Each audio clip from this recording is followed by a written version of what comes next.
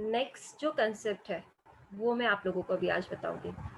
तो उसमें आज हम लोग देखेंगे कि वेब एप्लीकेशन कैसे क्रिएट होती है, ठीक है, डेटा कैसे डेटाबेस में जाके स्टोर होता है, डेटाबेस कैसे बनाते हैं, ठीक है। तो ये सारी प्रोसीजर हम लोग आज देखने वाले हैं। तो एक रफली स्ट्रक्चर बता देती हूँ। आवाज आ रही है ना? Yes ma'am. Yes madam.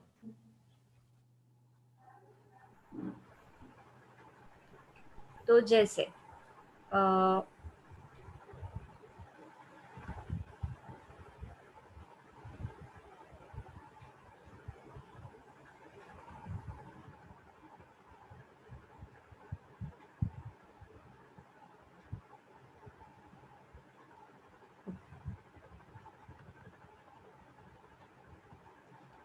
जैसे कि ये गूगल है, ठीक है, ये है आपका फ्रंट पेज,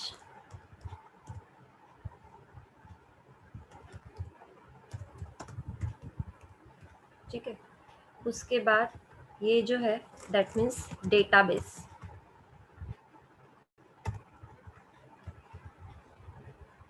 और ये जो है नेक्स्ट डैशबोर्ड पेज,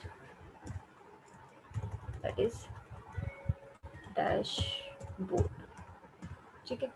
अब होता कैसे कि आप गूगल में रिक्वेस्ट डाल रहे हो, सपोज आपने डाला है कि मुझे pskitservices.com ओपन करना है या फेसबुक ओपन करना है, तो वहां पे आप उसका यूआरएल डालोगे, ठीक है। वो डालने के बाद यहाँ पे फ्रंट पेज पे आपको एक एप्लीकेशन दिखेंगी, मतलब आपको क्या दिखेगा, फॉर्म दिखेगा, ठीक है। वो फॉर्म मतलब कि फ्रंट पेज हो गया। अब फ्रंट पेज पे आप लोगों ने सबसे पहले रजिस्ट्रेशन करवाया। रजिस्ट्रेशन मतलब आप फेसबुक का जैसे रजिस्ट्रेशन करते हो, user name, email ID, gender, ठीक है। तो वो सब कुछ रजिस्ट्रेशन हम लोगों ने इस फ्रंट पेज पे किया। यहाँ पे जो भी रजिस्ट्रेशन होता है वो रजिस्ट्रेशन कहाँ पे स्टोर होता है, डेटाबेस के अंदर स्टोर होगा, ठीक है।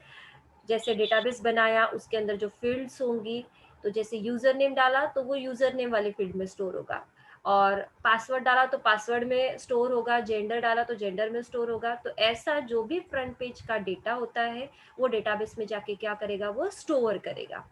अब उसके बाद यहाँ पे फिर से एक एप्लीकेशन ओपन हो रही है, ठीक है।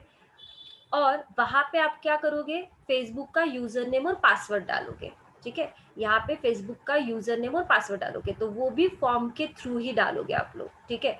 तो यहाँ पे जो भी फेसबुक का यूजर नेम पासवर्ड डालोगे, तो जब आप लोगों ने रजिस्ट्रेशन किया था और वो डेटा जाके स्टोर हुआ था डेटाबेस के अंदर, तो वही यूजर नेम और पासवर्ड अगर आप यहाँ पे डालते हो, ठीक है, यहाँ पे आप लोग जो भी यूजर नेम पासवर्ड डालोगे वो डेटा को फेच करेगा डेटाबेस के थ्रू। अगर वो यूजर नेम पासवर्ड करेक्ट है तो फिर ये एप्लीकेशन से वो रीडायरेक्ट करेगा डैशबोर्ड में। इन केस जो यूजर नेम पासवर्ड आप लोगों ने यहाँ पे डाला है वो अगर प्रॉपर नहीं है तो आपका डैशबोर्ड यहाँ पे वो ओपन नहीं करेगा। डैशबोर्ड मतलब कि आपका जो फेसबुक का अकाउंट होता है, उसका जो प्रोफाइल होता है, ठीक है, तो उसको हम लोग क्या बोलेंगे, डैशबोर्ड। तो अगर आप लोगों ने यहाँ पे एंटर करते समय सपोज डाला होगा पीएस के यूजर नेम और पासवर्ड भी पीएस के डाला है सपोज, तो वही यूजर नेम और पासवर्ड डेटाबेस में जाके स्टोर होगा, और वही अगर आप लोगों ने यूजर नेम और पासवर्ड वाले फॉर्म पे डालोगे तो ही वो डैशबोर्ड ओपन करेगा। और जो भी डैशबोर्ड ओपन होगा वो आपके ही प्रोफाइल का डैशबोर्ड ओपन होगा, ठीक है। जैसे कि फेसबुक के यूजर तो बहुत सारे हैं, तो यहाँ पे डेटाबेस में जितने फेसबुक के यूजर्स होंगे वो डेटाबेस में जाके क्या करेंगे, मतलब उनका डेटा कहाँ पे स्टोर होता है, डेटाबेस के अंदर स्टोर होगा। बट आपका ही प्रोफाइल कैसे ओपन हो रहा है, बिकॉज जब आपने एंटर किया था, आपने जो रजिस्ट्रेशन किया था, तो आपने जो यूजर नेम और पासवर्ड डाला था वो यूजर नेम पासवर्ड कहाँ पे स्टोर है, डेटाबेस के अंदर स्टोर है। तो जब आप लॉगिन करने की कोशिश करोगे, मतलब इस फॉर्म में आओगे और आप लॉगिन करने की कोशिश करोगे, तो आपका जो यूजर नेम और पासवर्ड होता है उससे एक सेशन क्रिएट होता है, मतलब डेवलपर सेशन क्रिएट करते हैं और वही सेशन को मेंटेन करते हुए हम लोग डैशबोर्ड में एंटर होते हैं।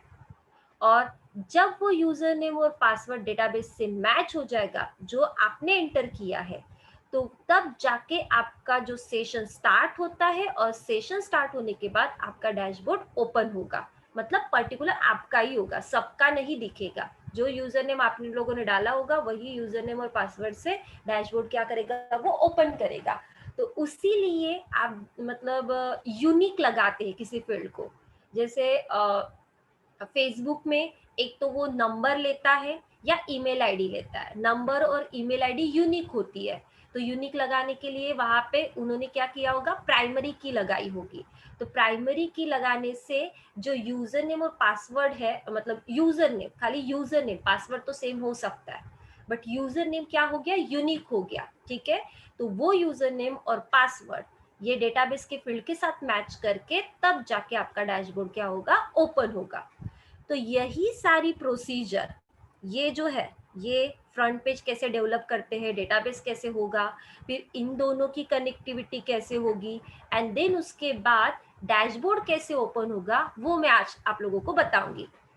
सबसे पहले हम लोग फ्रंट पेज डेवलप करेंगे, उसके बाद डेटाबेस डेवलप करेंगे, उसके बाद जो फ्रंट पेज होगा उससे पहले एंट्री कैसी जाती है वो देखेंगे हम लोग डेटाबेस में, एंड देन उसके बाद डेटाबेस की एंट्री कैसे फेच होती है वो भी देखेंगे हम लोग। क्लियर है? Yes ma'am. ठीक है, तो यहाँ पे ये जैम मैंने ऑन कर लिया है। अब सबलाइन एक टेक्स्ट एडिटर है, ठीक है। आप notepad, सबलाइन, notepad plus plus, NetBeans, Eclipse, ये कोई भी आप एडिटर यूज कर सकते हो। ठीक है, ये जस्ट आप यहाँ पे प्रोग्राम टाइप करोगे, बट यहाँ पे जो भी प्रोग्राम टाइप करोगे वो जैम फोल्डर के अंदर htdocs फोल्डर के अंदर आपको सेव करना है।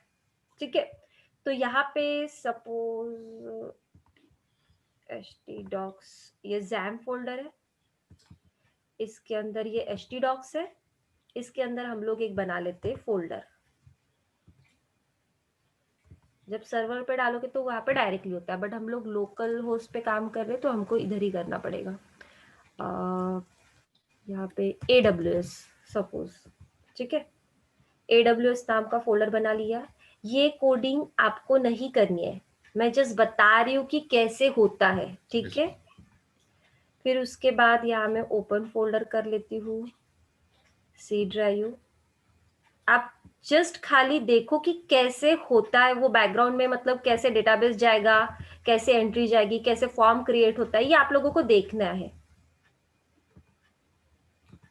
सेलेक्ट फोल्डर, ठीक है, ये यहाँ पे ये फोल्डर ओपन हो गया और यहाँ पे मैं एक जस्ट फाइल बना रही हूँ, उस फाइल का नाम सेव कर लेती हूँ और सेव मुझे सेम फोल्डर के अंदर करना है, सी ड्राइव, सैम, htdocs और ये AWS। इस फाइल का नाम सपोज मैं देती हूँ इंडेक्स, क्योंकि मुझे फर्स्ट फाइल यही चाहिए। ठीक है, index.php। ओके, अब यहाँ पे मैं कोड लिख रही हूँ, तो ऑलरेडी कोड अवेलेबल है, डिजाइनिंग का कोड ले रही हूँ, नहीं तो आप लिख भी सकते हो वैसे। तो bootstrap 4w3 स्कूल, यहाँ से एक जस्ट फॉर्म ले रही हूँ मैं। आप लोग भी ये ट्राई कर सकते हो, वीडियो देख देख के ट्राई करो। यहाँ से एक फॉर्म ले लेती हूँ,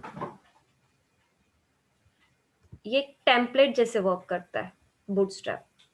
यहाँ से आप कोई भी कोड ले लो, try it yourself, already codes रहता है यहाँ पे, बट कोड लेते समय भी थोड़ा ध्यान में रखना पड़ता है कहाँ से कितना कोड लेना है, क्या लेना है। बट फिलहाल मुझे ये पूरा कोड चाहिए क्योंकि मुझे पूरा डिजाइन ही चाहिए। ये कोड मैंने यहाँ पे कॉपी पेस्ट कर लिया एंड देन पहले तो हम लोग जो फॉर्म बना रहे वो रजिस्ट्रेशन का बना रहे, मतलब कि पहले एंट्री कैसी जाएगी डेटाबेस के अंदर वो मैं आपको बता रही हूँ। तो यहाँ पे इसका नाम चेंज कर देती हूँ, स्टूडेंट रजिस्ट्रेशन, ठीक है। उसके बाद ईमेल आईडी, ठीक है, इसको जस्ट एक कॉपी करती हूँ, मुझे और एक फील्ड चाहिए थी यूजर नेम के लिए। ये यहाँ पे आउटपुट दिखेगा तो आपको समझ में आ जाएगा मैं क्या कर रही हूँ। यूजर नेम एक्स, मुझे 3 टेक्स्ट बॉक्सेस चाहिए, एक यूजर नेम के लिए चाहिए, मतलब यूजर नेम में हम लोग एंटर कर सके, एक पासवर्ड के लिए चाहिए और एक चाहिए ईमेल आईडी के लिए।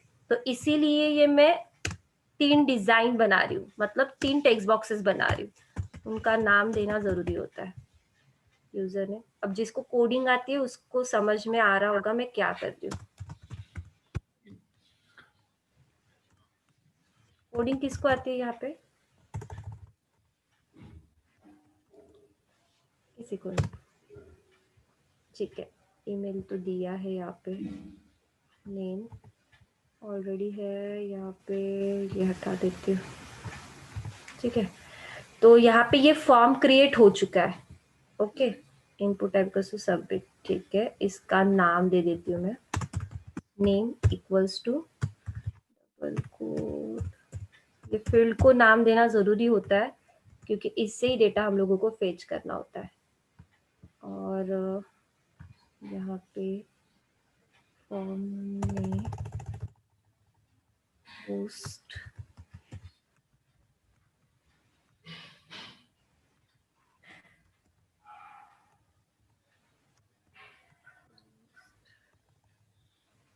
मेथड, ठीक है। ये फॉर्म बन चुका है, ओके। तो अब एक काम करते, पहले इसको रन करके मैं आपको बता देती हूँ।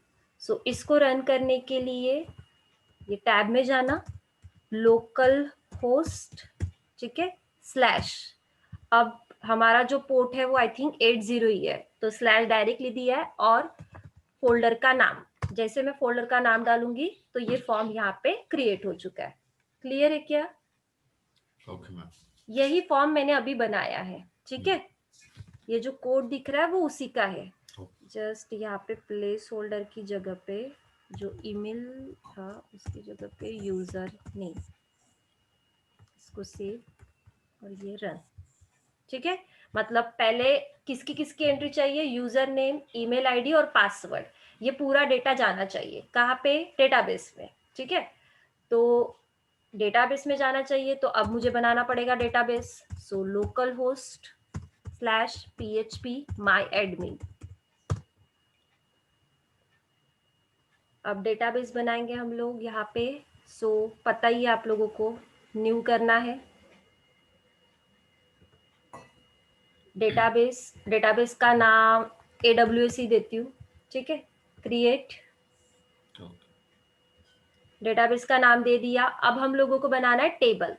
सो स्टूडेंट नाम का टेबल बनाते, फील्ड कितनी हमारी 3, बिकॉज ये 3 ही एंट्री डालनी है ना, यूजर नेम, ईमेल और पासवर्ड, ठीक है।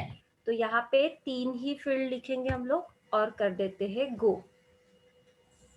अब क्या क्या फील्ड का नाम रखना है, user name, that means varchar, इसका साइज सपोज देती हूँ 50, ये प्रॉपर देना पड़ता है बट मैं अब जस्ट बताने के लिए दे रही हूँ। varchar, इसका साइज सपोज 100 और पासवर्ड, ठीक है, और इसका साइज varchar, इसका भी 50, ठीक है।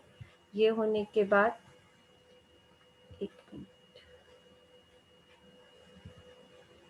Save, okay.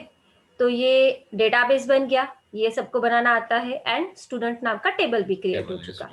बट अब हम लोग यहाँ से एंट्री नहीं करेंगे, हम लोग क्या करेंगे, ये जो हम लोगों ने फॉर्म बनाया है यहाँ से एंट्री होनी चाहिए, मतलब जो भी मैं user name, password, email ID जो भी डालूंगी वो डेटाबेस में जाके स्टोर करेगा। तो हम लोगों ने यहाँ पे डेवलप कर लिया है डेटाबेस और यहाँ पे बना लिया है UI। मतलब डिजाइन बना चुके हैं। बट अब मुझे इसको डेटाबेस को और यूआई को लिंक करना है, तो मुझे Yes. यहाँ पे एक पीएचपी का कोड डालना पड़ेगा, या जावा का कोड, या पाइथन, या डॉटनेट, इसमें से आप कोई भी कोड डाल के वो डेटाबेस को यूआई के साथ कनेक्ट कर सकते हो। तो मैं यहाँ पे यूज कर रही हूँ पीएचपी का कोड, ठीक है। तो जावा का भी कर सकते हैं, बट मैं यहाँ पे अभी यूज करूंगी पीएचपी का कोड। तो पीएचपी का कोड मुझे यूज करना है, तो मुझे ये आप लोग ट्राई करके देखना, Yes, ma'am. ठीक है। सो पीएचपी का कोड यूज करना है, तो मैं पीएचपी का टैग लिख लेती हूँ यहाँ पे। पता है मुझे थोड़ा डिफिकल्ट लगेगा, बट आप देखो कि कैसे होता है। एक कनेक्शन क्रिएट करती हूँ जिसमें MySQLi underscore MySQLi underscore connect, ठीक है, राउंड ब्रैकेट, उसके अंदर एक बार मुझे फिर से सेव एज करना पड़ेगा, तब जाके वो आएगा बराबर कलर में। index.php, यस, ठीक है, अब आया ये कनेक्ट। इससे क्या होता है, कनेक्टिविटी क्रिएट होती है, मतलब जो कनेक्शन आप क्रिएट करना चाहते हो डेटाबेस का और यूआई का, तो उसके लिए ये लिखना जरूरी होता है कोडिंग में, ये डेवलपर लिखता है, ठीक है। तो यहाँ पे हम लोग लिखेंगे लोकलहोस्ट, फिलहाल हम लोग लोकलहोस्ट पे काम कर रहे हैं इसीलिए। बट जब हम लोग आरडीएस इंस्टॉल करते हैं, मतलब आरडीएस सर्विस यूज करते हैं, तो लोकलहोस्ट की जगह पे उसका एंड पॉइंट लिखना पड़ता है। ये मैं बताऊंगी जब आरडीएस सर्विस हम लोग इंस्टॉल करेंगे एडब्ल्यूएस में तब। क्लियर? ये आपको चेंज करना पड़ेगा, समझा? आरडीएस सर्विस जब होगी इंस्टॉल, तो लोकलहोस्ट की जगह पे वो आरडीएस का एंड पॉइंट यहाँ पे आपको पेस्ट करना पड़ता है, ठीक है। और यहाँ पे मेरा जो डेटाबेस का जो यूजर नेम है दैट इज रूट, ठीक है, क्योंकि हम लोगों ने क्या यूज कर रहे हैं, जैम यूज कर रहे हैं। तो आप लोगों ने अगर लिखा होगा इंस्टॉलेशन करते समय MySQL का यूजर नेम या दूसरा जो भी नाम लिखा होगा यूजर नेम, तो वहां पे आपको वो रूट या जो लिखोगे वो लिखना पड़ेगा। और पासवर्ड मैंने जैम इंस्टॉल करते समय कुछ दिया नहीं है, बट उस दिन हम लोगों ने MySQL इंस्टॉल करते समय कुछ पासवर्ड दिया था, बट मैंने जैम के वक्त कुछ दिया नहीं है, तो यहाँ पे बाय डिफॉल्ट क्या रहेगा, ब्लैंक रहेगा अगर दिया नहीं है तो। क्लियर? Yes, ma'am. उसके बाद नेक्स्ट जो होता है दैट मीन्स डेटाबेस नेम। सो हम लोगों ने डेटाबेस का नाम क्या रखा है, AWS, तो यहाँ पे हम लोग क्या लिखेंगे, AWS। क्लियर? ये इतनी लाइन समझ में आई, बाकी का कोड का कुछ करना नहीं आपको, ठीक है, Yes, ma'am. Correct. क्योंकि आप लोगों को काम इतने ही कोड का है, ठीक है। सो लोकलहोस्ट पे आपको वो एंड पॉइंट लिखना पड़ेगा आरडीएस सर्विस का। देन यहाँ पे यूजर नेम, जो डेटाबेस का यूजर नेम सेट करते हो वो, फिर यहाँ पे ये जो ब्लैंक दिख रहा है क्योंकि मैंने सेट नहीं किया है जैम इंस्टॉल करते समय, बट जब आप अलग से कोई MySQL इंस्टॉल करते समय करोगे तो यहाँ पे आपको पासवर्ड लिखना पड़ेगा, तो मैंने ब्लैंक रखा। एंड देन लास्ट वाला जो होता है दैट मीन्स डेटाबेस नेम, तो ये प्रॉपर आपको ध्यान में रखना पड़ता है, ठीक है। कोई भी जावा का कोड लगाओ या पाइथन का लगाओ या आप डॉटनेट का लगाओ, तो ये जो लाइन है खाली इनके ये जो मेथड्स होती है वो अलग अलग होती है, बट ये इतना कॉमन होता है सारी लैंग्वेज में। क्लियर? Yes, ma'am. ठीक है। सो ये कनेक्टिविटी करेगा। तो अब इसके बाद मैं और थोड़ा कोड लिख देती हूँ इसमें, जिसमें कनेक्शन प्रॉपर है या नहीं है वो मुझे चेक करना है। तो उसके लिए ये कोड है कि कनेक्शन अगर प्रॉपर नहीं है तो यहाँ पे ये डाई कर देगा, मतलब कि कनेक्शन को लूज करता है। ये मेथड्स है कुछ, कनेक्शन फेल्ड सपोज, ठीक है। उसके बाद यहाँ पे उसका नाम भी बताना चाहिए, सो डॉट ऑपरेटर और MySQLi कनेक्ट और एरर, ये सारी मेथड्स है जो हम लोग यूज करते हैं पीएचपी में, ठीक है। अगर कनेक्शन प्रॉपर नहीं होगा तो डायरेक्टली कनेक्शन फेल्ड का एक मैसेज देता है, बट इनकेस अगर कनेक्शन अभी प्रॉपर है मेरा, तो यहाँ पे अब जो टेक्स्ट बॉक्स में मतलब user name, password, email ID जो आप डालोगे उसका डेटा मैं डेटाबेस में सेव करना चाहती हूँ, ठीक है। तो उसके लिए यहाँ पे मैं जो बटन पे क्लिक कर रही हूँ तो वो बटन को यूज करके ही आपको यहाँ पे कोड लिखना पड़ेगा। सो मैं यहाँ पे इस सेट $_ पोस्ट स्क्वायर ब्रैकेट और उसके बाद बटन का नाम दिया था मैंने submit, curly bracket opening curly bracket closing, ठीक है। अब यहाँ पे जो मैंने टेक्स्ट बॉक्सेस के नाम दिए मतलब जो जैसे क्या यूजर नेम, ईमेल आईडी और पासवर्ड, इन सबके मैंने कुछ नाम दिए हैं, तो वो नाम से ही वो डेटा सेव होता है, ठीक है। तो मैं 3 वेरिएबल बना लेती हूँ, वेरिएबल्स होते हैं, ठीक है। अब जिसको पता है उसको समझ में आ रहा होगा। $Post square bracket single quote, first का नाम दिया था मैंने user name, second text box का डेटा इसमें जाना चाहिए ईमेल नाम के वेरिएबल में, उसके बाद $पोस्ट और ये होगा ईमेल उस टेक्स्ट बॉक्स का नाम, get post and then yes क्या ना सॉरी कुछ पोस्ट स्क्वायर ब्रैकेट और उसके बाद पासवर्ड, ओके पासवर्ड ही है ना, सेमीकोलन। एक बार चेक कर लेती हूँ सारे टेक्स्ट बॉक्सेस के नाम। इसका यूजर नेम है, इसका ये देखो मैं ये बात कर रही हूँ, ये यूजर नेम है। अब जिसको नहीं पता वो बता रही हूँ, इसका ईमेल है और इसका मैंने पासवर्ड दिया है ना, तो यहाँ पे लिख देती हूँ पासवर्ड, ओके। तो ये हो गए सारे टेक्स्ट बॉक्सेस के नाम और मेरा बटन का नाम, ये जो दिख रही है ना सबमिट बटन, इसका नाम भी सबमिट है, ठीक है। ये हो गया, तीनों टेक्स्ट बॉक्स का डेटा आ चुका है मेरे वेरिएबल में, ठीक है। अब मुझे इस डेटा को क्या करना है, एंटर करवाना है, कहाँ पे, डेटाबेस के अंदर। तो अभी ये वाला आपको पता है, अगर मुझे डेटा को एंटर करवाना है डेटाबेस के अंदर तो उसके लिए मैं कौन सी क्वेरी चलाऊं, बताओ। ये तो मैं बता ही चुकी हूँ आप लोगों को, बोलो। मुझे data, yes insert, yes insert की क्वेरी यहाँ पे लगानी पड़ेगी। इंसर्ट इनटू क्या होता है, टेबल नेम। सो अपना टेबल जो नेम है that means student, then values. अब मैं वैल्यूज एक एक करके तो नहीं डालूंगी, जैसे मैंने आप लोगों को क्वेरी बताई थी, insert into table name values 1 comma double quote के अंदर कॉमा डबल कोट के अंदर, नहीं ऐसा तो एक एक करके तो नहीं डालूंगी ना। हम लोग क्या करेंगे, जो आप लोग यहाँ पे डेटा एंटर करोगे, मतलब ये टेक्स्ट बॉक्स में सब लोग डेटा एंटर कर सकते हैं, तो जो इस टेक्स्ट बॉक्स में डेटा एंटर होगा वो डेटाबेस में जाके स्टोर होना चाहिए। तो इसीलिए इन टेक्स्ट बॉक्स का जो भी डेटा रहेगा, जो जितनी बार डालेगा, वो मैंने ये 3 वेरिएबल में सेट किया है। तो मैं यहाँ पे वैल्यूज के बाद इन तीनों वेरिएबल को ही डालूंगी, समझा क्या। दैट मीन्स फर्स्ट जो है यूजर, अच्छा वेरिएबल नेम, हाँ वेरिएबल नेम, ठीक है। यस फर्स्ट क्या था, ये टेक्स्ट बॉक्स का डेटा कहाँ पे आया, यूजर के अंदर। सेकंड वाले टेक्स्ट बॉक्स का डेटा कहाँ पे आया, ईमेल पे।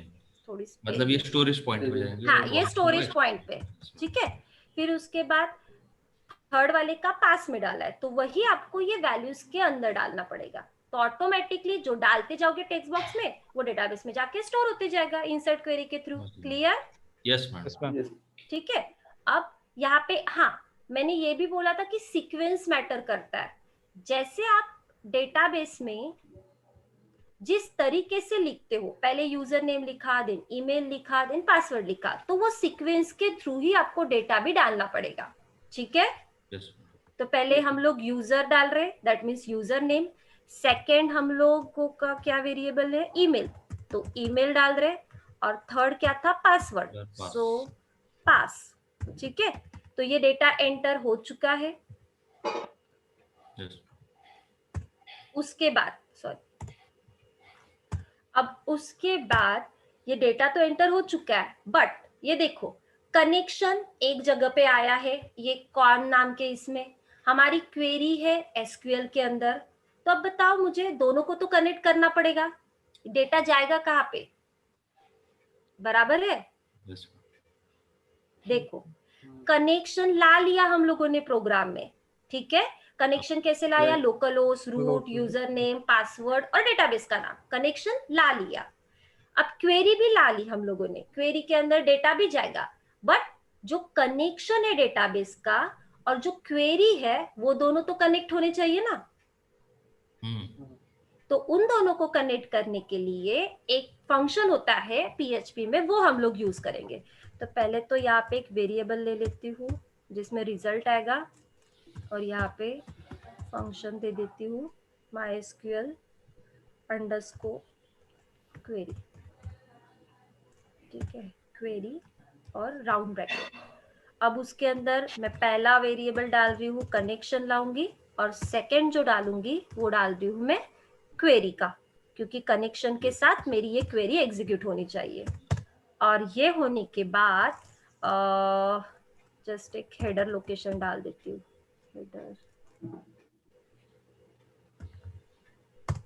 हेडर लोकेशन डबल कोट,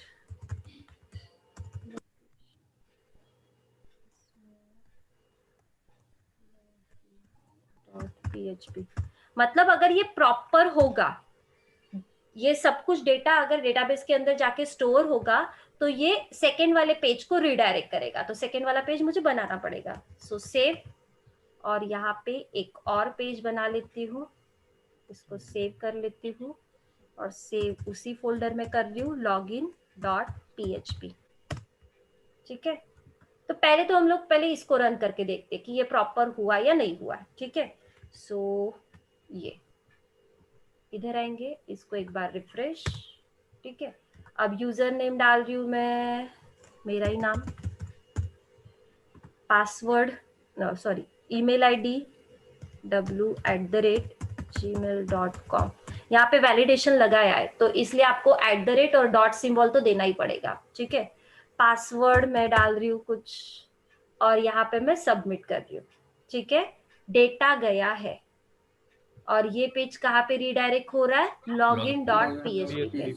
तो चलो देख लेते गया या नहीं गया, सच में कुछ एरर वगैरह है क्या। इसको मैं रिफ्रेश कर रही हूँ, ठीक है। और अब ये स्टूडेंट वाले टेबल में जाते हैं, और ये देखो ये डेटा गया है इसमें। क्लियर? समझा? फिर से एक बार डेटा डालते हैं। तो फिर से मैं वही पेज पे जा रही हूँ, फिर से इसको रिफ्रेश कर लेती हूँ। अब ये लगाना पड़ता है रिफ्रेश वगैरह का कोड, मैंने कुछ लगाया नहीं है। सपोज यहाँ पे rahul@gmail.com वैलिडेशन लगाया। अगर मैं यहाँ पे डॉट नहीं लिखूंगी ना तो देखो, और पासवर्ड, और मैं यहाँ पे सबमिट, अरे हटा होगा शायद से। अच्छा वैलिडेशन वाला नहीं लिया है मैंने इसीलिए, ठीक है। वैलिडेशन वाला लेती तो यहाँ पे .com वगैरह मुझे सब कुछ लिखना पड़ता, बराबर है। क्लियर? ये सेकंड डेटा भी चला गया है। क्लियर? ठीक है। अब मुझे ये डेटा को फेच करना है। मतलब आप नहीं फेसबुक पे यूजर आपका पूरा रजिस्ट्रेशन फॉर्म फिल करते हो, एंड देन उसके बाद आपने जो यूजर नेम पासवर्ड डाला उसके थ्रू आप फेसबुक के अकाउंट को लॉग इन करते हो। समझ में आ रहा है? ठीक है। तो अब वो हम लोग करेंगे। डेटा तो चला गया, डेटा कैसे जाता है वो आप लोग देख चुके कि कैसा कोड लिखना पड़ता है और कैसा वो डेटा जाएगा, बट उसको फेच कैसे करेंगे उसका हम लोगों को कोड लिखना पड़ेगा। तो यहाँ पे जैसे मैंने रजिस्ट्रेशन करने के बाद लॉगिन वाले पेज पे जाना चाहिए, क्योंकि मुझे तो लॉगिन करना है अभी, तो लॉगिन वाले पेज पे जाना है, तो इसलिए मैंने एक login.php पेज बनाया, और उसके अंदर हम लोग अभी एक फॉर्म बनाएंगे जिसमें हम लोग खाली क्या डालेंगे? यूजर नेम और पासवर्ड। अगर वो प्रॉपर रहा तो वो दूसरे पेज में जाके रिडायरेक्ट करेगा, दैट मीन्स डैशबोर्ड वाले पेज पे। क्लियर? ठीक है। अब देखो इसमें भी मुझे वही चाहिए, तो मैं काम करती हूँ, ये कोड पूरा कॉपी कर दी हूँ और लॉगिन वाले पेज पे डाल देती हूँ, ठीक है। एक बार इसको सेव भी कर लेती हूँ क्योंकि ये कलर चेंज हुआ है। Save as login.php, save, yes, ठीक है। ये आ चुका है कोड। तो यहाँ पे थोड़े चेंजेस कर देती हूँ मैं। जैसे यहाँ पे रजिस्ट्रेशन था तो यहाँ पे करती हूँ लॉगिन। ठीक है, अब मैं चाहती हूँ कि जो ईमेल आईडी है और पासवर्ड है उससे ही डेटा सब कुछ फेच होना चाहिए, मतलब वही मैं डालूंगी। तो मैं ये हटा देती हूँ, इसको डिलीट। सो ईमेल आईडी डालूंगी और पासवर्ड डालूंगी। ठीक है, और एक बटन है मेरी सबमिट की। अब कनेक्शन तो लगेगा क्योंकि इसमें मुझे क्या करना है, डेटा को फेच करना है, तो कनेक्शन तो ऑब्वियस है कि लगना ही वाला है। ठीक है, तो कनेक्शन को भी चेक कर लिया कि डाई वगैरह है या नहीं है।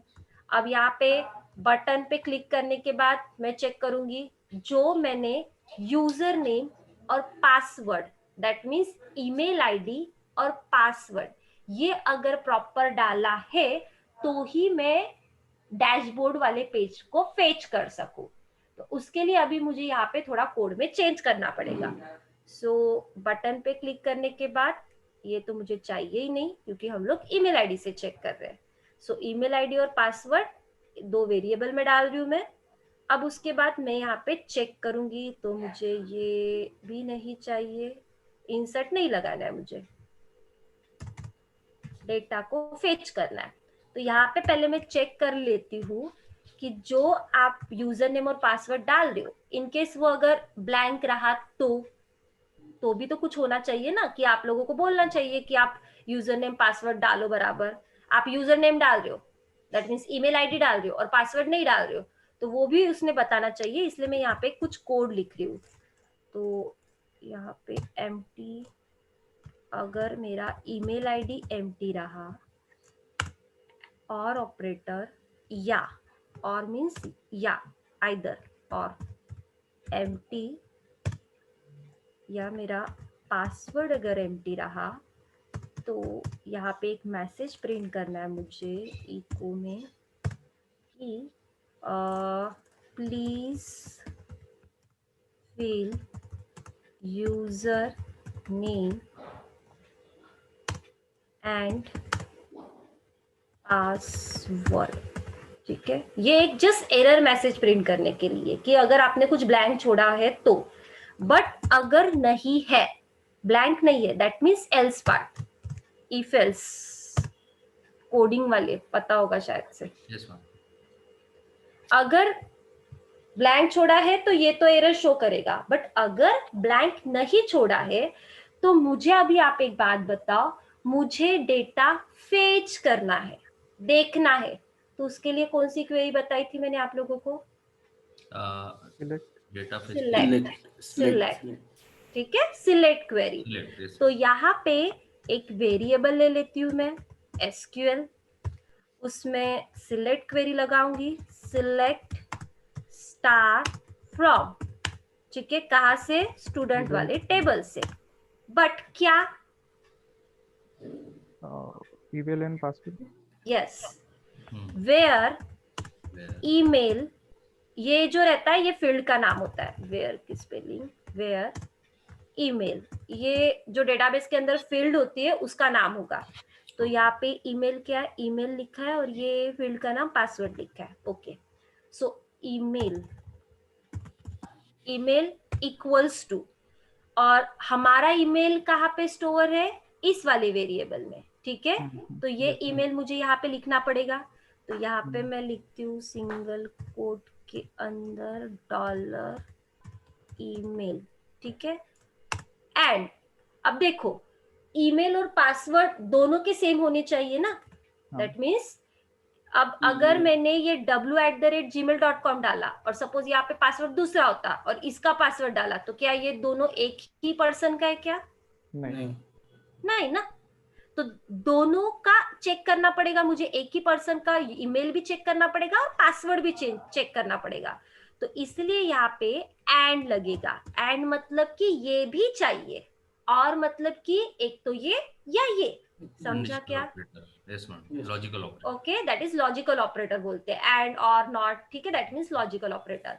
तो इसलिए मैं दोनों चेक करना चाहती हूँ, ईमेल आईडी भी उसी पर्सन का चाहिए मुझे, एंड और पासवर्ड भी उसी पर्सन का चाहिए। अगर मैं यहाँ पे और लिखती ना तो ये गलत होता, दो में से कोई एक। हाँ, दोनों में से एक होता। मतलब अगर मैंने ईमेल आईडी प्रॉपर उस पर्सन का डाला और पासवर्ड कुछ अलग डाला तो भी वो शो करता, ठीक है। बट हमको वैसा नहीं चाहिए, दोनों एक ही पर्सन के चाहिए। सो यहाँ पे पासवर्ड के फील्ड का नाम पासवर्ड लिखा था, इक्वल्स टू पासवर्ड हमारा कहाँ पे स्टोर है, पास नाम के वेरिएबल में, सो पास, ठीक है। और उसके बाद सेमीकोलन। तो ये हो गई हमारी query. Select star from the student where the email equals to $email and the password equals to pass. अब ये होने के बाद मुझे रिजल्ट मतलब क्वेरी तो आ चुकी और कनेक्शन भी आ चुका, तो यहाँ पे मुझे इसको ब्रैकेट के अंदर ही डालना पड़ेगा। ये रिजल्ट माइस्क्यूएल क्वेरी कनेक्शन ला लिया और एसक्यूएल क्वेरी भी ला ली, और उसका हेडर लोकेशन अब मुझे शिफ्ट करना पड़ेगा। ये एल्स का ब्रैकेट कंप्लीट हुआ और ये ऊपर वाले इफ का ब्रैकेट कंप्लीट है। अब यहाँ पे एक काम करते हैं, वेलकम टू वेलकम.php वाला एक पेज बनाना पड़ेगा जिसमें ये रिडायरेक्ट करेगा। Save save save. तो होगा कैसे कि जो भी आप यूजर नेम और ईमेल आईडी और पासवर्ड डालोगे वो अगर प्रॉपर रहा तो ये वाला एग्जीक्यूट करेगा और लोकेशन कहाँ पे भेजेगा, welcome.php वाले पेज पे। तो अभी ये वेलकम वाला पेज मुझे बनाना पड़ेगा। सो सेव, पहले जस्ट बना लेती हूँ और उसके बाद एग्जीक्यूट करते हैं। सेव, ठीक है। अब लॉगिन वाले पेज को हम लोग रन करके देखते हैं। ये लॉगिन वाला पेज है, ओपन, ठीक है। ये हो गया स्टूडेंट लॉगिन वाला पेज। Yes, ma'am. अब डेटाबेस में हम लोगों ने क्या ईमेल आईडी डाला था, w@gmail.com, और उसका पासवर्ड डाला था psk। ये पासवर्ड भी ऐसा दिखता नहीं है, उसके लिए बताती हूँ, रुको। तो यहाँ पे w@gmail.com और इसका पासवर्ड मैंने डाला था psk और सबमिट। ये पेज हो चुका, फेच हुआ इसलिए वेलकम वाले पेज पे गया। Yes, अगर ma'am. नहीं होता तो नहीं जाता, Validation. ठीक है। Yes, ma'am. अब देखो वेलकम वाले पेज को भी थोड़ा डिजाइन कर लेते हैं। यहाँ पे वेलकम वाले पेज में आते हैं और यहाँ पे जस्ट एक स्टेटमेंट डाल रही हूँ मैं, HTML ओपनिंग क्लोजिंग, और यहाँ पे H1 का ओपनिंग क्लोजिंग, बोट, और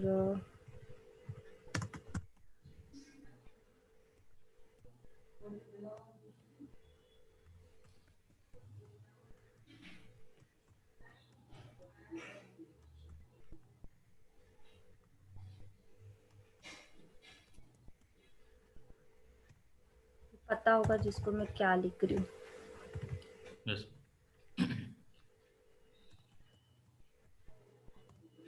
Center में show. ठीक है, Right बस में. Yes, ma'am. थोड़ा सा और, एक मिनट, यहाँ पे कुछ है क्या, वर्ड,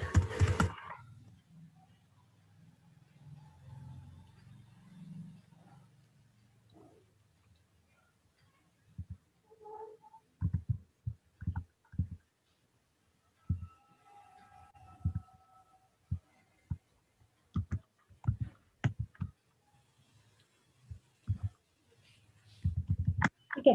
अब इसको रन करते हैं फिर से। अब फिर से मैं डाल रही हूँ वो w@gmail.com और यहाँ पे पासवर्ड था psk, सबमिट। ये Yes, ma'am. Welcome to dashboard, मतलब ऐसा ही ओपन होता है आपका जो पेज है, वो ऐसा ही ओपन होगा, ठीक है। इनकेस अगर मैंने यहाँ पे कुछ गलत डाला, पासवर्ड डाला ही नहीं, तो क्या बोल रहा है वो, Validation. Yes, ma'am. Please fill up username and password. ठीक है। मैंने ईमेल आईडी डाला था बट अभी वो लगाने पड़ेंगे मुझे, इफ लगा के करना पड़ेगा वो, ठीक है। बट मैंने एक ही मैसेज डाल दिया। अगर मैंने ये दोनों नहीं रखा तो वो मुझे फिर से क्या बोलेगा, please fill user name and password. Clear है क्या? Yes, ma'am. तो पता चला होगा आपको कि कैसे डेटा जाता होगा और कैसे सेव होता है, ठीक है। और ये जो है ना, ये जो आपको बताया मैंने पासवर्ड, ये एक्चुअली कोडर जो होते हैं वो MD5 एल्गोरिदम यूज करते हैं, पता होगा आई थिंक आप लोगों को। कौन सा? MD5 हाँ, MD5 इंक्रिप्शन, यस मैम। हाँ, MD5 इंक्रिप्शन ये आपको करना पड़ेगा और तब जाके ये आता है। बट अब MD5 को भी ओवरकम किसने किया है, मतलब MD5 भी हैकेबल है, उसको किसके थ्रू फिर हम लोग सेव कर सकते हैं? SSL नहीं, SH। मैं मेथड बोल रही हूँ। Salt okay. सॉल्ट मेथड है जो कि MD5 से भी थोड़ा सा इनक्रिप्ट अच्छे से देती है, मतलब उसमें आपको एक्स्ट्रा का डालना पड़ता है, खुद से वहां पे प्रीडिफाइंड डालना पड़ता है और MD5 का भी डालना पड़ेगा, तब जाके वो ज्यादा सिक्योर होता है। मतलब ये फिर पासवर्ड ऐसा दिखता ही नहीं है, कुछ अलग दिखता है आप लोगों को, वो पता ही है आपको, पता है ना? हाँ, अल्फा न्यूमेरिक में वो। हाँ, अल्फा न्यूमेरिक फॉर्मेट में वो पूरा पासवर्ड दिखता है, ये PSK की जगह पे वो अल्फा न्यूमेरिक में दिखेगा, बट ये MD5 में डायरेक्टली अल्फा न्यूमेरिक दिखेगा। साथ में जब हम लोग सॉल्ट यूज करते हैं उसमें, मतलब हम लोग यूज करते हैं डेवलपर, तो MD5 प्लस सॉल्ट ये दोनों का मिक्सचर करके जब आता है, तो जो अल्फा न्यूमेरिक में तो होता ही है, साथ में ये जो सॉल्ट का एक्स्ट्रा का हम लोग डालते हैं, तो वो भी वहां पे ऐड हो जाता है, तो फिर ये हैकेबल होता ही नहीं है। की जनरेट होगी हाँ, इसकी। तो आप लोग देख लेना वो कि क्या है वो सॉल्ट वगैरह, वैसे तो आपको जरूरत नहीं है, बट देख लेना। Okay, okay. यस। ये समझा सबको? इसमें किसी को अगर डाउट है तो आप लोग पूछ सकते हो, क्योंकि क्या है कि ये एक वेब एप्लीकेशन होगी, मतलब आप सबसे पहले यहाँ से लॉग इन करोगे,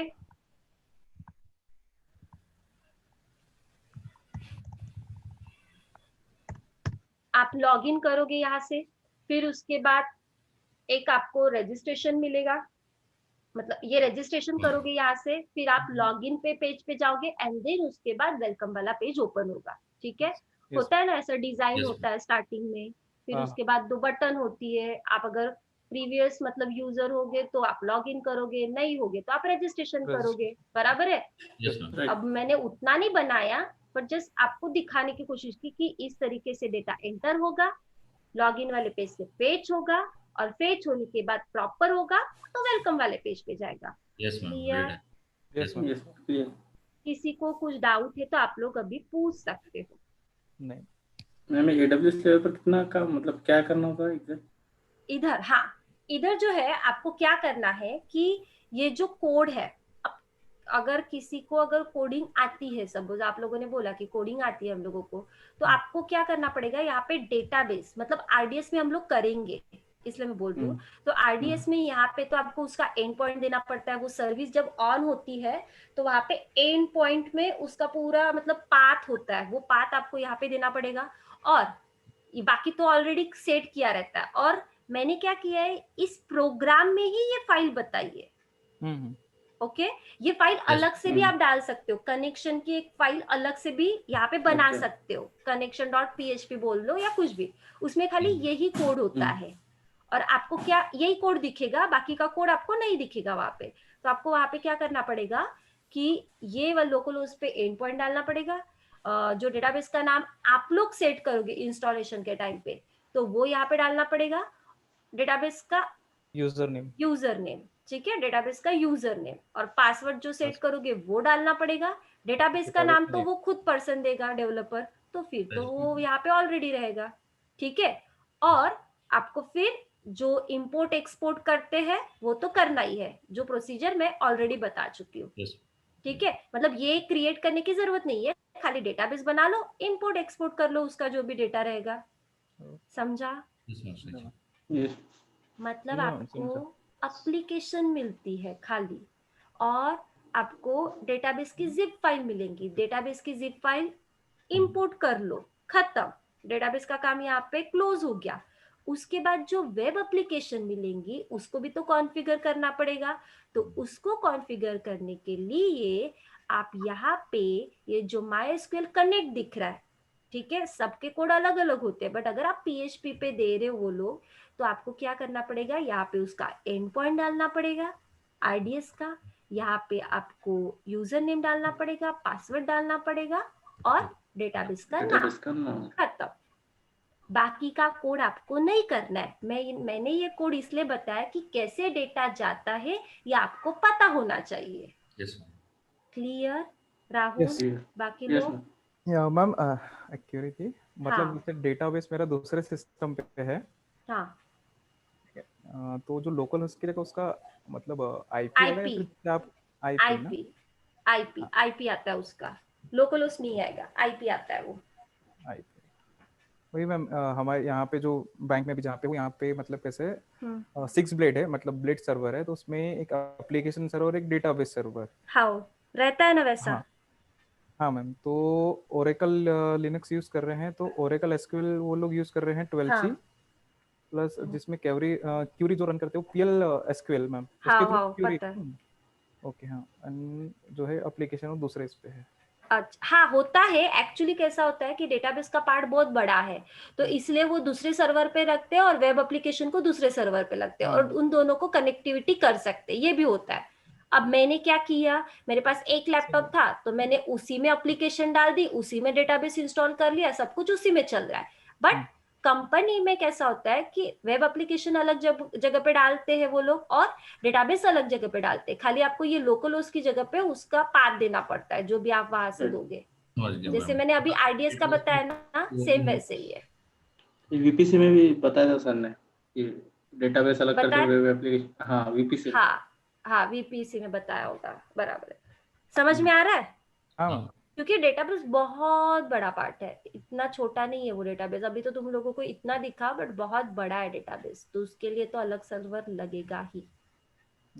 ठीक है, तो अभी क्या करोगे तुम लोग, ये करके देखोगे या क्या करोगे? क्योंकि करके इसके बाद ये देखो, ये पूरा एप्लीकेशन मैंने आपको बता दिया कि इस तरीके से डेटा एंटर होगा और फेचिंग होगा। ठीक है, ऐसी वेब एप्लीकेशन होती है, आपको उसमें क्या काम करना पड़ेगा और उसके बाद जो डेटाबेस है उसमें कैसे इंपोर्ट एक्सपोर्ट करते हैं, ये अभी तक के सेशन में मैंने पूरा आप लोगों को बताया। अब कल के सेशन में जो रहेगा वो आरडीएस सर्विस कैसे इंस्टॉल करते हैं हम लोग, कैसे उसको एग्जीक्यूट करेंगे, प्लस EC2 कैसे लेंगे, मतलब EC2 के थ्रू कैसे लेंगे, वो मैं आपको बताऊंगी कल। मतलब कल हम लोग AWS के ऊपर वर्क करेंगे, ओके, पैनल के ऊपर वर्क वहाँ पे करेंगे। थोड़ा क्लियर हो जाए। हाँ, वहां पे तो पूरा ही क्लियर हो जाएगा। बट ये समझ में आएगा तो क्लियर हो रहा हाँ होगा नहीं, अभी। ये तो है। ये अगर नहीं समझ में आया होगा या तुम लोगों ने नहीं करके देखा होगा तो फिर वो भी, क्योंकि उसमें भी डेटाबेस बनाना ही है। आरडीएस में माइस्क्यूएल को इंस्टॉल करके तुमको तो डेटाबेस बनाना ही है, अगर तुमको यही नहीं आएगा तो वो कहाँ से आएगा? बराबर।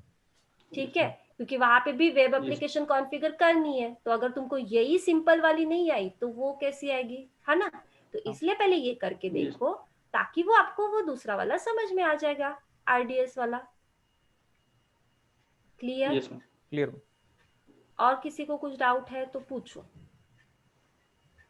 अच्छा, प्रोग्रामिंग किसको किसको आती है यहाँ पे? ये मैडम ये जो मुझे बताया मैम 20% जितना है मैम इसमें, तो उतना आ गया मैम समझ में कि क्या क्या है उसमें, कैसे कैसे ओके, HTML किया हुआ है, और इफ एल्स वाले कंडीशन तो पता है मैम। बताइए मैंने। सी आता है मैडम अच्छे से। क्या? सी प्रोग्रामिंग लैंग्वेज अच्छे से आती है इसीलिए। अच्छा अच्छा अच्छा, देखो, सारी जो प्रोग्रामिंग है ना, उनके जो कंसेप्ट है, उप्स के कंसेप्ट वो सेम ही है, खाली ना उनके सिंटैक्सेस अलग अलग है। जैसे कि पाइथन में कोई सिंटैक्स ही फॉलो नहीं होता है, बट उसका जो डिजाइन है उसमें सिंटैक्स फॉलो होता है, फ्रेमवर्क उसका। फिर उसके बाद PHP में सिंटैक्स, आपको सिंटैक्स के हिसाब से लिखना पड़ता है, .NET में सिंटैक्स के हिसाब से लिखना पड़ता है, बट कंसेप्ट ना सब में सेम है। एरे है तो सब में एरे है, फंक्शन है सब में तो सब में ही फंक्शन दिखेंगे आपको, खाली उनके सिंटैक्स के हिसाब से आपको उसको मैनेज करना पड़ता है। अगर सब किसी को C++ अच्छे से आया ना, तो कोई भी जावा, PHP, पाइथन, .NET कर सकता है। अब लोग बोलते हैं पाइथन के लिए नहीं लगता है, बट मैं खुद देखती हूँ कि डिजाइंगो एज अ फ्रेमवर्क के लिए तो आपको कोडिंग आनी ही चाहिए। ठीक है, यस और आप लोग सीख लोगे थोड़ी सी कोडिंग तो अच्छी रहेगी, ऐसा मुझे लगता है, और ज्यादा ग्रोथ हो सकती है। क्योंकि जिसको कोडिंग और ये दोनों आता है, मतलब सर बोलते हैं ना डेवलपमेंट और ऑपरेशन दोनों आता है, वो तो सक्सेसफुल रहता है। तो दैट इज डेवऑप्स। नहीं होता है ये, आप पूछ लो।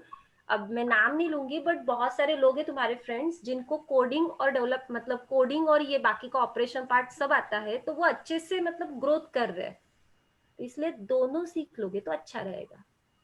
ठीक है, yes clear? Yes Yes. Yes okay, तो अभी आप एक काम करो, ये जो मैंने आज बताया आप पहले उसको एग्जीक्यूट कर लो। चलो मैं एक काम करती हूँ, ये जो कोड मैंने बनाया है ये AWS नाम का, ये पूरा जिप दे देती हूँ। ओके, ठीक है मतलब AWS फोल्डर का पूरा जिप फोल्डर मैं आपको देती हूँ। ठीक है, और डेटाबेस हमें जस्ट आप इम्पोर्ट लोग एक्सपोर्ट बनाओ। करना है हो जाएगा। डेटाबेस ओके डेटाबेस का ठीक है, ये लगे ठीक है। तो फोटो ले लो या कुछ भी कर लो, मैं डेटाबेस नहीं दूंगी। डेटाबेस में दे सकती हूँ, 2 मिनट ठीक में है। इंपोर्ट हो जाएगा, एक्सपोर्ट हो जाएगा, बट डेटाबेस आप खुद बनाओ। और ये जो AWS का इसमें मैं ये जिप import हो गया। देने वाली हूँ, तो उसको क्या करो, htdocs के फोल्डर के अंदर डाल देना। समझा ना? हाँ ये जो जैम फोल्डर ठीक है। रहता है आपके, इसमें अगर जैम इंस्टॉल होगा तो जैम फोल्डर के अंदर यहाँ पे करके देखो प्रैक्टिकली, तो और ज्यादा समझ में आता है, इसलिए मैं बोल रही हूँ। तो ये कहाँ गया, हाँ, ये जैम फोल्डर, उसके अंदर ये htdocs नाम का फोल्डर है, इसके अंदर पेस्ट कर दो इस AWS को जो मैं दूंगी। ठीक है, यस क्लियर? और फिर ब्राउजर से तो उसको आप रन कर ही सकते हो, बट जैम फोल्डर होना चाहिए। ठीक है, हाँ ओके ठीक है, करके देखो, डेटाबेस खुद बना लेना और ऐसी फील्ड का नाम रखना। नहीं तो अगर आप लोगों ने कुछ फील्ड के नाम अलग रखे और डेटाबेस में कुछ अलग है, बिकॉज यहाँ पे ये जो है ना, कहाँ गया ये सिलेक्ट क्वेरी में, तो ये अगर कुछ अलग है और आप लोगों ने कुछ अलग लिखा तो फिर वो फेच नहीं होगा, फिर आप बोलोगे कि मैम ये नहीं हो रहा है, नहीं हो रहा है। इसलिए बोल रही हूँ कि जो मैंने जैसा डेटाबेस बनाया, जैसा नाम लिखा है AWS स्टूडेंट नाम का टेबल, उसके field user name email password, वैसे ही आपको लिखना पड़ेगा डेटाबेस बनाते समय, क्योंकि कोडिंग उस हिसाब से की है। ठीक है, यस मैम ठीक है, तो आप लोग ये डेटाबेस बना लो, मैं आपको ये जिप फॉरवर्ड करती हूँ। ओके, ओके ठीक है, तो कल हम लोग देखेंगे RDS service. Yes ma'am okay, yes ठीक।